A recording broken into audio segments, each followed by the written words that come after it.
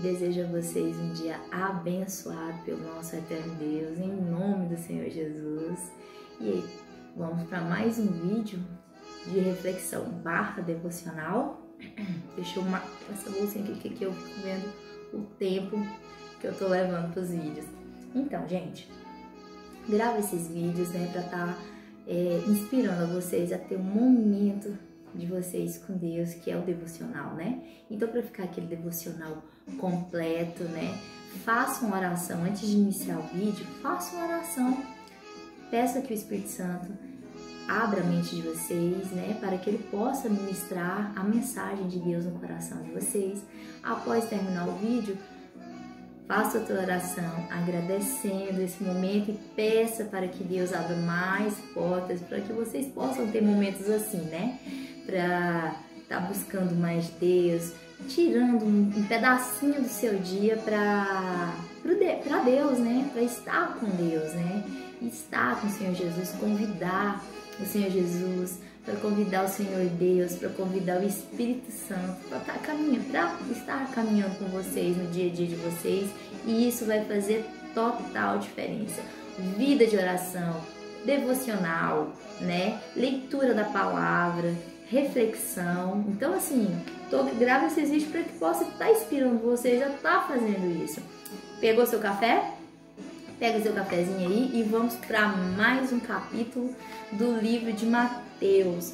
Hoje nós vamos falar do capítulo 19, né, de Mateus. Porém, vamos falar um pouquinho, vou fazer um resuminho bem rápido do capítulo 18. Capítulo 18 nós falamos sobre o maior no reino de Deus, que os discípulos perguntam para o Senhor Jesus, né, quem é o maior no reino de Deus. Ele fala que para entrar no reino de Deus, ele não fala qual é o maior, né? Ele fala que para entrar no reino de Deus temos que ser inocentes, temos que ter a pureza de uma criança, né? E o que quer dizer isso? Ter a dependência de Deus, né? Nos fazer dependentes de Deus, assim como nós, quando crianças, somos dependentes dos nossos pais, nós precisamos dos nossos pais, né?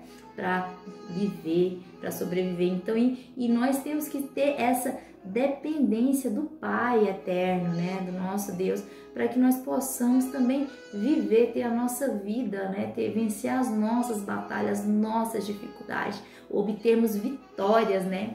E o próximo, nós falamos também sobre o tropeço, né, daqueles irmãos, para tomar cuidado, para que não faça tropeçar um pequenino, né, do Senhor Jesus, porque somos todos pequeninos, né, perante Deus. Então, assim, o Senhor fala para que tenhamos cuidado uns para com os outros, né, em questão de testemunho, em questão de práticas, em questão de cuidado um para com os outros, né, que é pra gente tomar cuidado, ter zelo, porque o Senhor Deus ama todos, né, então ele não quer perder nenhum desses pequeninos, né. Fala também, falamos também, aqui, ó, dando continuidade, aqui, ó, o que o Senhor fala, aqui a gente não venhamos fazer práticas com que possa enfraquecer o nosso irmão, escandalizar o nosso irmão, né, e se a gente for fazer antes que nos lancemos ao mar, amarrado a uma pedra de moinho, né, do que fazer um pequenino do Senhor cair da graça, porque esses que causam escândalo vão arder no fogo do inferno, né? A parábola da ovelha perdida aqui que o Senhor fala, né, do amor de Deus, né, do pastor para com a ovelha que se extravia, né, que ele deixa as 99 para ir buscar aquela que se perdeu, né? Então, assim, nos remete o que? Aquele irmão que se desviou, e o Senhor quer que ele venha de volta para os braços do Pai. E quando ele volta, o Senhor sente muita alegria, né? E que entendamos isso. Como se deve tratar um irmão culpado, que é aquela parte, tem que ser com cautela, tem que dar chance para esse irmão ter uma transformação. Se mesmo assim esse irmão não transformar, não tiver um arrependimento das falhas do pecado, que ele seja tratado como um republicano, né, como um gentil, ou seja, que que ele não que é como se voltasse ao começo, né? Que não entendendo o que é realmente servir a Deus, mas assim que tenha cautela, cuidado, sem abrir muito espaço para essa pessoa que não busca uma transformação, que não busca melhorar na presença de Deus, né? Não para excluir, mas que tenha mais cautela com ele, que volte do começo os ensinamentos para que ele venha a ter uma transformação, né? Dá chance. E aqui pergunta também, né? Quantas vezes se deve perdoar um irmão? Quantas vezes deve ser perdoado um irmão? Pedro pergunta para o Senhor Jesus, né? E aí o Senhor Jesus, e ele pega e fala que até 7 vezes. O Senhor Jesus fala: não, Pedro, perdoar tem que ser, para perdoar tem que ser 70 vezes 7, né? Então assim, não quer dizer questão de quantidade, mas de infinito. O perdão tem que ser dado infinitamente, né? Porque assim como nós perdoamos, o Pai também vai nos perdoar, né? O Pai eterno vai nos perdoar. E aqui fala da parábola do credor. Depois vocês leem lá, quem ainda não leu, voltando lá no capítulo 18, versículo 23 em diante, vai estar falando, né, de um senhor que foi cobrado o servo que devia uma quantia imensurável de valor para ele, porque era impossível de pagar, e esse servo, pedindo misericórdia, ele acaba perdoando essa dívida. Porém, esse servo que foi perdoado já não perdoa um conservo, um igual a ele, né? Uma dívida que era possível de se pagar. Ele não teve a mesma misericórdia que o Senhor teve com ele. Isso nos arremete o quê? Que nós vamos ser perdoados conforme nós perdoamos, que o Senhor fala. Temos que perdoar, né? Porque Ele perdoa os nossos pecados. Nós temos uma dívida com Deus, que essa dívida ela é impagável, né? É impossível de se pagar essa dívida, né? E mesmo assim Ele nos perdoa. Então o que Ele quer de nós é que nós também perdoemos, né, os nossos ofensores, né, os nossos devedores. Então, para quê? Para que nós possamos também ser perdoados, para que nós possamos viver em plenitude com Deus, né? Para que tenhamos as portas do céu estejam abertas para nós, né? Então é sobre isso. E vamos para o capítulo 19, vamos falar sobre muitos assuntos aqui, importante até acerca do divórcio. Para mim eu achei um pouco complexo, né? Acerca do divórcio. Esse capítulo ele vai até o versículo 30. Então vamos começar? Tô meio rouca essa semana. Tô me recuperando de uma gripe, mas tá tudo bem. Tô me recuperando e só perdi um pouquinho a voz, mas tá um pouco grave, mas vamos lá, né? Tô tomando meu chazinho, tá dando tudo certo. O título é Jesus atravessa o Jordão. A partir do versículo 1 em diante. E aconteceu que, concluindo Jesus essas palavras, deixou a Galiléia e foi para o território da Judeia, além do Jordão. Seguiram-no muitas multidões e curou-as ali. Próximo título é a questão do divórcio. Jesus, depois de ter ministrado toda essa palavra, a questão do perdão, né, que a gente tinha falado aqui, feito o resuminho, ele atravessa o Jordão, além da Galileia, vai para além da Galileia e as multidões o seguem e lá ele cura muitos ali. E acerca do divórcio, então Jesus estando lá nessa região, a partir do versículo 3, vieram a ele alguns fariseus. Lembra dos fariseus que eu tinha falado? Quem eles são? Os fariseus? Eles eram um grupo religioso, né? Que tinha os fariseus, saduceus, os essênios e os zelotes. Mas aqui os que mais aparecem aqui na Bíblia falando sobre os fariseus e os saduceus. 2 grupos religiosos. Vamos lá. E aí perguntaram para Jesus, né? É lícito ao marido repudiar a sua mulher por qualquer motivo? Essa parte de repúdio aqui, quando fala de repudiar, é uma anulação, é uma desvinculação das obrigações matrimoniais do homem. Quando fala de repúdio, era uma coisa que só vinha do homem, não vinha da mulher, essa parte de repúdio, a mulher repudiar o homem, mas era só do homem. Então isso aí trazia muita instabilidade para as mulheres naquela época, né? Eram outros tempos, eram outras épocas. E vamos prestar atenção porque aqui é uma lei, é uma das primeiras legislações em favor da mulher criada naquela época, que Moisés permitiu fazer isso para quê? Para que a mulher fosse protegida, porque a mulher que era repudiada naquela época, ela vivia em vulnerabilidade, ela era como se fosse uma propriedade, a mulher, né? Ela era propriedade do pai, aí tinha um dote, né, que o marido pagava para considerar uma propriedade que ele comprava, e a mulher passava a ser propriedade dele. Era um costume daquela época, né? Era aquela época, era assim. Hoje em dia é até estranho para as pessoas pensar dessa forma, que já existiu esse tipo, né, como se fala, de costumes, né, para com as mulheres. E olha só para ver como que Deus ama a mulher, como que Deus deu oportunidade para as mulheres, ele protegeu as mulheres, né? Existem movimentos aí que contradiz total, que a Bíblia que é machista, que a história, realmente tinha muita coisa que a mulher não tinha vez naquela época, mas em nenhum momento o Senhor Deus manteve a mulher como segundo plano, não. O Senhor Deus, ele sempre, se nós aprofundar na palavra, nós entendemos o quanto Deus ama as mulheres e o quanto ele protege as mulheres, né?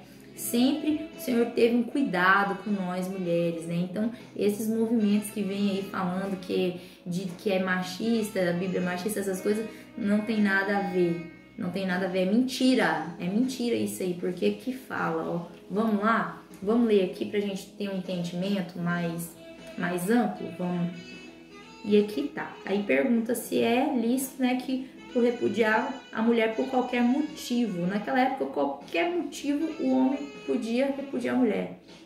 Ele deixasse de amar ela, ele podia repudiar, não fez a comida direito, não ficou boa a comida que ela fez, ou não limpou a casa, ou não serviu da forma que ele queria, ele podia desfazer da mulher, como se fosse uma coisa descartável. E então, a partir do versículo 4, então respondeu ele, Jesus, não tendes lido que o Criador desde o princípio o fez, homem e mulher, que disse, por esta causa deixará o homem pai e mãe e se unirá à sua mulher, tornando-se os dois uma só carne. Olha só, era um princípio. Quando o homem deixa o pai e a mãe e une a mulher, eles se tornam uma só carne. Fala do homem, não fala da mulher, fala do homem aqui, ó. É uma obrigação do homem, é um princípio para o homem isso, né, naquela época. Até mesmo porque a responsabilidade maior é com o homem, né? E aí fala. Aí o Senhor Jesus continua. De modo que já não são mais dois, porém uma só carne. Portanto, o que Deus ajuntou, não separe o homem. Replicaram-lhe, porque mandou então Moisés dar carta de divórcio e repudiar. Olha o jeito que eles estavam tentando. Tá tentando colocar o Senhor Jesus em contradição, né? Aí eles falam, aí pergunta por que Moisés deu carta de divórcio, sendo que é proibido, sendo que Deus não queria, né, que fosse assim. Aí não quer que seja assim, né? Aí o Senhor Jesus responde, para eles: por causa da dureza do vosso coração. E é que Moisés vos permitiu repudiar vossa mulher. Entretanto, não foi assim desde o princípio. Eu, porém, vos digo: quem repudiar sua mulher, não sendo por causa de relações ilícitas, naquela época eles falavam usavam um termo chamado porneia, que significava imoralidade sexual, não apenas adultério, que adultério é a traição, né, do homem ou da mulher com outra pessoa. E aqui aqui o Senhor Jesus fala de relações ilícitas, que já se enquadra em porneia, que significa, eu pesquisei, né, significado do termo imoralidade sexual, que abrange uma variedade de práticas sexuais inaceitáveis para os judeus e cristãos, atos de relação sexual fora do casamento, adultério, prostituição, relações sexuais ilícitas e outros comportamentos sexuais impuros. Então não era só apenas adultério que se enquadrava nesse termo porneia, né? E aí o Senhor fala que aí, por causa dessas práticas, que é a dureza do coração do homem, que Moisés permitiu, né, a carta de divórcio, né? Aí ele fala aqui, ó, vamos dar continuidade aqui. Versículo 9. Eu, porém, vos digo: quem repudiar a sua mulher, se não por causa de relações sexuais ilícitas, e casar com outra, comete adultério. E o que se casar com a repudiada, comete adultério. Disse-lhe os discípulos: se essa é a condição do homem relativamente à sua mulher, não convém casar. Aí Jesus fala, né, a condição. Então os discípulos ficaram admirados, então eles ficaram até assim, não, então é melhor nem que se casem, se for esse tipo de condição de relação, né, de cuidado com o divórcio. Aí o Senhor Jesus, porque o Senhor Jesus, ele abrange muito quando ele fala aqui, né, ele vai bem a fundo para explicar o porquê que Moisés permitiu, o tamanho do erro, o tamanho do peso disso aqui, né? E mesmo assim ele teve que permitir isso. Mas a carta de divórcio, ela era uma segurança para a mulher, para que ela não ficasse vulnerável. Essa carta de divórcio explicaria o porquê que ela estava sendo desvinculada do matrimônio, né? Tinha que ter o porquê. Por que ela foi deixada pelo marido? Então, se fosse repudiada, era aquela coisa assim, que a mulher ficava lá, não sabia por quê, ela não tinha direito de falar, então assim, nem poderia se casar de novo, porque ela ficava largada. Então acontecia o quê? Elas poderiam ficar na miséria, questão de muita necessidade, né? E levando até a se prostituírem. Então, tendo a carta de divórcio, teria uma explicação, o porquê que ela foi deixada. Porque os homens naquela época também faziam muito isso, né? Era muito comum isso aí, de pegar e divorciar, de deixar elas, né? Largar elas à mercê. Então aquilo ali, as pessoas ficavam mal vistas, ficavam mal faladas, né? Era desvalorizada. E com a carta de divórcio, não, tinha uma explicação o porquê que ela foi deixada. Então era uma segurança para a mulher, né? E aí aí os discípulos pegam e falam, né? Que convém não casar, não convém casar. Aí a partir do versículo 11, Jesus, porém, lhes respondeu: nem todos são aptos para receber este conceito, mas apenas aqueles a quem é dado. porque há eunucos de nascença, há outros a quem os homens fizeram tais, e há outros a quem si mesmos se fizeram eunucos por causa do reino dos céus. Quem é apto para admitir, admita. Aí o Senhor Jesus entra nessa parte dos eunucos.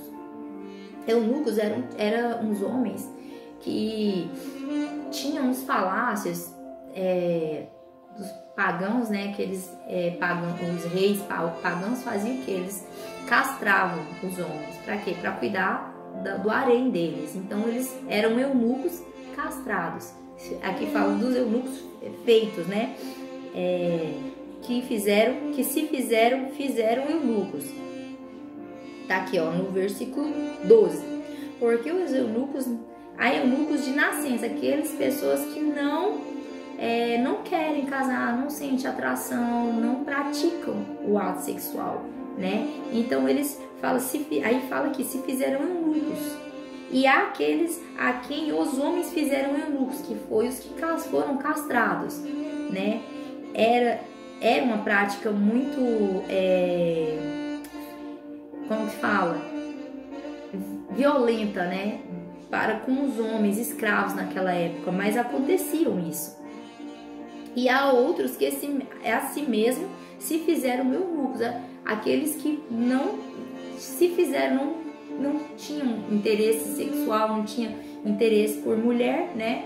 E pegaram e se fizeram eunucos para o reino dos céus, decidiram não se casar. Aqui se enquadra aquele grupo dos essênios, né? Que eram os que foram para o deserto, os homens que eram um grupo religioso, o deserto, que ficava estudando a palavra, e eles não se casavam, né? E eles só viviam para o reino de Deus. E aí fala, quem é apto para admitir, admita. Quem puder entender, ele entenda, mas existe, né? Então, assim, não tem como entrar muito a fundo nisso aí, porque é uma questão de mente, né? Agora, o próximo título é Jesus abençoa as crianças. Aí já saiu dessa parte do divórcio e já entrou noutra parte. E trouxeram-lhe então algumas crianças para lhes impusesse as mãos e orasse, mas os discípulos os repreendiam. Jesus, porém, disse: deixai os pequeninos, não os embaraceis de vir a mim, porque dos tais é o reino dos céus. E tendo-lhe imposto as mãos, retirou-se dali.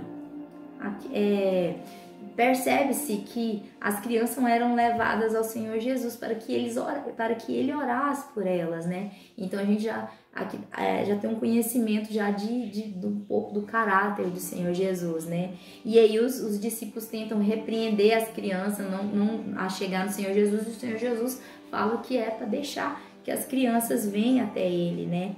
Que não impeçam que elas venham até ele, né? E aí ele ora pelas crianças, né? Abençoa as crianças e fala, né, que porque dos tais, das crianças, é o reino dos céus.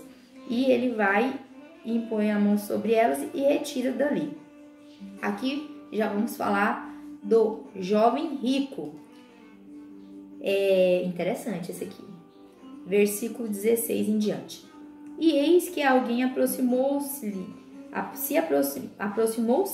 lhe perguntou: Mestre, que farei eu de bom para alcançar a vida eterna? Respondeu-lhe Jesus: por que me perguntas acerca do que é bom? Bom só existe um. Ele está falando de Deus, né? Que bom só existe um, Senhor Deus. Se queres, porém, entrar na vida, guarda os mandamentos. E ele lhe perguntou: quais? É porque eram muitos mandamentos, né? A gente conhece os 10 mandamentos, né? E aí o Senhor Jesus pega e fala, aí ele pergunta para ele: quais? Aí o Senhor Jesus responde: não matarás, não adulterarás, não furtarás, não dirás falso testemunho, honra teu pai e a tua mãe e amarás o teu próximo como a ti mesmo. Replicou-lhe o jovem: tudo isso tenho observado, ou seja, tudo isso ele faz, né? Que me falta ainda. Disse-lhe Jesus: se queres ser perfeito, vende os teus bens e dá aos pobres, e terás um tesouro no céu. Depois vem e segue-me. Tendo, porém, o jovem ouvido estas palavras, retirou-se triste por ser dono de muitas propriedades. Aí aqui o Senhor Jesus, olha só para vocês. O Senhor Jesus fala para ele dos mandamentos. Ele pergunta quais e o Senhor Jesus fala para ele e ele fala que está fazendo tudo aquilo. Então, a gente observa que tinha algo ali que incomodava aquele jovem. Ele sabia que não estava sendo suficiente, né? Ele queria ir além. Aí quando o Senhor Jesus fala para ele sobre dos bens, né? Que era para ele pegar e vender os bens e dar aos pobres, mas não era exatamente isso. O Senhor queria ver a intenção do coração daquele rapaz. Se ele estava disposto a largar tudo para seguir ele, para servir a Deus, para entrar no dessa forma ele estaria sendo perfeito. Só que ele tinha mais amor aos bens materiais, né? E ele ficou triste e se retirou dali, né? E é assim, muitas vezes nós também, né? Nós temos muito amor às coisas materiais. Eu tenho aprendido que tudo que o Senhor coloca nas nossas mãos, seja carro, seja recursos, né? Dinheiro, são ferramentas para nós. Ferramentas para que nós possamos ter liberdade de servir a Ele, de fazer a vontade dEle. Como? Ajudando o nosso próximo, abençoando a vida de outras pessoas com emprego, com trabalho, né? Dando oportunidade. Quando a gente compra, também a gente está gerando como que fala? O comércio, né? Que é aquela parte de circular o capital, de circular o dinheiro. Então, assim, acaba gerando emprego. Então, assim, a gente não pode ter amor ao dinheiro, a gente não pode se apreender ao dinheiro. Não é que o dinheiro é ruim ter dinheiro, mas a gente não pode ser escravo do dinheiro. Tem que ser o contrário. Nós temos que usar o dinheiro em benefício daquilo que o Senhor quer que nós façamos.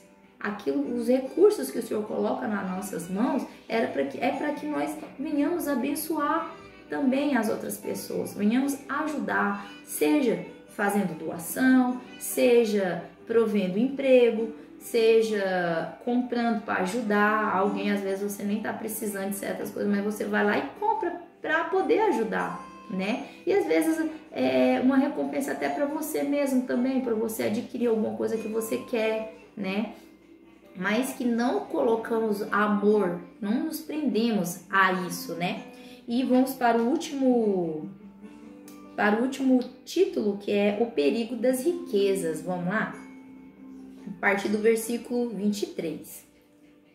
Então disse Jesus aos seus discípulos: em verdade vos digo que um rico dificilmente entrará no reino dos céus. E ainda vos digo que é mais fácil passar um camelo pelo fundo de uma agulha do que entrar um rico no reino de Deus. Ouvindo isto, os discípulos ficaram grandemente maravilhados e disseram: sendo assim, quem pode ser salvo? Jesus, fitando neles e o olhar, disse-lhes: isto é impossível aos homens, mas para Deus tudo é possível. Então lhe falou Pedro: eis que nós todos deixamos e te... Eis que nós tudo deixamos e te seguimos. Que será, pois, de nós? Jesus lhe respondeu: em verdade vos digo que vós, os que me seguistes, quando na regeneração o Filho do Homem se assentar no trono de sua glória, também vos assentareis em 12 tronos, para julgar as 12 tribos de Israel. E todo aquele que tiver deixado casa, ou irmão, ou irmã, ou pai, ou mãe, ou mulher, ou filho, ou campo, por causa do meu nome, receberá muitas vezes mais e herdará a vida eterna. Porém, muitos primeiros serão os últimos, e os últimos os primeiros. Então, gente, olha que maravilhoso. Eu tô olhando aqui o tempo para ver, achei que tinha parado, mas tá tudo ok. Então, é que o Senhor Jesus explica para os discípulos, né, que a dificuldade de um rico, mas é esse apego que eu tinha falado antes, é o apego às coisas materiais, às coisas terrenas, né? E aí os discípulos pegam, aí ele fala que é mais fácil um camelo passar no fundo de uma agulha do que um rico entrar no reino de Deus. E é realmente isso que o Senhor Jesus quis dizer. De uma agulha e um camelo, um animal enorme daquele, passar no fundo de uma agulha é impossível isso, né? Então é um exagero mesmo que o Senhor Jesus coloca, né? Para que tenha a compreensão.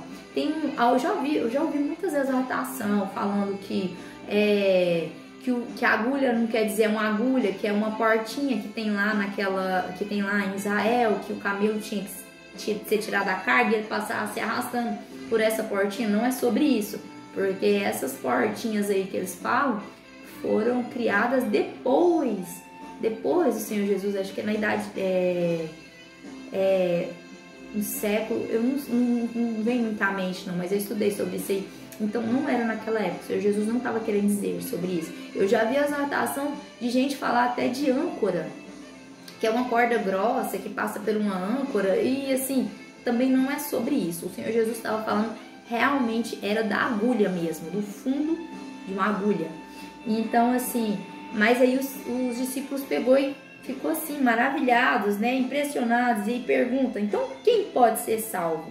Aí o Senhor Jesus pega e responde, né, aqui no versículo 26, isto é impossível aos homens, mas para Deus tudo é possível. Ou seja, para Deus tudo é possível. Então ele não está dizendo que nem o rico entraria no reino dos céus, mas que para Deus nada é impossível. O Senhor transforma o coração das pessoas, porque também tem muitos ricos aí que servem a Deus assim, com tanto zelo, com tanto cuidado, com tanto amor. A gente observa, eu conheço muita gente assim, né? Tem testemunhos de pessoas assim, né?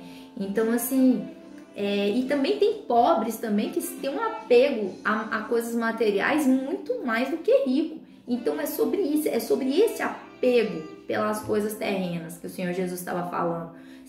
Aí eles pegam e falam, e nós que deixamos tudo para te seguir, né? Aí o Senhor Jesus fala que todo aquele que deixar pai e mãe, mas ele faz uma promessa para os discípulos aqui, na regeneração, né?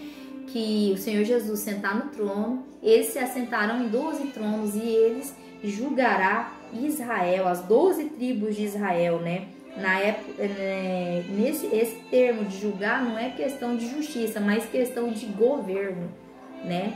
De governo. E tem um significado, os 12 discípulos, né? O Senhor tem escolhido 12 discípulos, né? E aqui o Senhor Jesus fala das 12 tribos, a gente já começa a ter aquela compreensão, o porquê de 12. E aí, a gente voltando lá, aqui nessa parte do jovem rico, o Senhor Jesus faz uma proposta para ele vender tudo e segui-lo. Se ele tivesse feito isso, ele teria sido o 13º discípulo, né? Se ele tivesse aceito isso, mas ele não, o coração dele não estava preparado para se entregar dessa forma para o Senhor Jesus, né? Para Deus, para as coisas de Deus. E os discípulos, e os 12 discípulos fizeram isso, né? Cumpriram esse chamado, né? Eles foram fiéis ao chamado de Deus, o chamado do Senhor Jesus.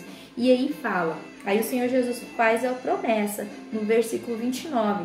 E todo aquele que tiver deixado casa, ou irmão, ou irmãs, ou pai, mãe, mulher, filho, ou campo já está falando de coisas materiais, né? Em meu nome, né? No nome do Senhor Jesus receberá muitas vezes mais e herdará a vida eterna. Porém, muitos primeiros serão os últimos e os últimos serão os primeiros. Essa parte aqui vai vir, esse último, o versículo 30, ele vai ter um esclarecimento maior no capítulo 20, né? Então, vamos ficar com essa parte aqui da gente poder nos doar, né? Da promessa do Senhor, né? Que aquele que deixa tudo para servir o Senhor Jesus, gente, o Senhor Jesus usa esses termos aqui de pai e mãe porque são coisas tão importantes para nós, né? São pessoas tão importantes para nós, mas assim, não é que nós temos que deixar de amá-los, mas que a gente tem que amar mais as coisas de Deus, amar o Senhor Deus acima de todas as coisas, né? O nosso amor tem que vir primeiro para Deus, é sobre isso. Não que nós temos que deixar de amá-los, os nossos filhos, os nossos pais, não é isso. É que a primícia do nosso ser, da nossa essência, seja para Deus, né? E sendo assim, o nosso amor sendo primeiro para o Pai, né? Para o Senhor Jesus, para o Espírito Santo, com certeza vai ser refletido na vida dos nossos pais, dos nossos filhos, dos nossos irmãos, dos nossos, no caso da mulher, dos nossos cônjuges, né? Então, é sobre isso, né? E aqui fica o devocional, né? A minha reflexão / devocional do capítulo 19 de Mateus, e o próximo capítulo é o 20. Espero ter trazido um pouquinho de conhecimento para vocês, que eu tenha conseguido expressar direitinho o que eu queria passar, né, para vocês, que vocês tenham entendido, tenham compreendido e que esse vídeo tenha trazido edificação para a vida de vocês, tá? E eu peço a Deus que abençoe cada um de vocês que estão tirando um tempinho de vocês para estar fazendo devocionais de vocês, mesmo que não seja comigo aqui nos vídeos, mas que sejam com vocês sozinhos aí, um cantinho com vocês, com Deus, né? Se propondo, que o Senhor abra mais portas assim, mais oportunidades assim para vocês estar tendo um momento de vocês com Deus, tá? E é sobre isso que é a gente dar a nossa primícia, a nossa primeira parte do nosso dia para Deus, né? Porque Ele merece, Ele é maravilhoso e Ele tem que ser tudo em nossas vidas, né? Então tá bom, fica aqui finalizado esse devocional e Deus abençoe vocês, orem por mim, eu farei o mesmo por vós, tá? Fiquem todo mundo com Deus e até o próximo vídeo.